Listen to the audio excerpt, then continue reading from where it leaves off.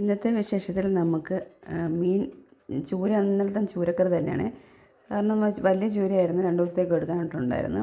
അപ്പോൾ ഞാനിപ്പം ചോറ് കഴിക്കാൻ പോവാണ്. ചൂരക്കറി, പിന്നെ പയർ മെഴുക്ക് പുരട്ടി, ചൂര വറുത്തത്, മത്തങ്ങയുടെ പച്ചടിയാണ്, മത്തങ്ങ പച്ചടി, പിന്നെ പപ്പടം. ഇത്രയും നമ്മുടെ ഐറ്റംസാണ് കേട്ടോ ഇന്നത്തെ ചോറിൻ്റെ കൂടെ ഉള്ള.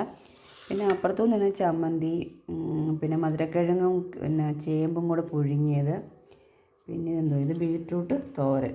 ഇത്രയാണ് അപ്പുറത്തു നിന്ന് തന്നത്. ഞാനിവിടുന്ന് കറിയെല്ലാം കൊണ്ട് കൊടുത്തു. ഞാനിപ്പം കഴിക്കാൻ പോകണേ.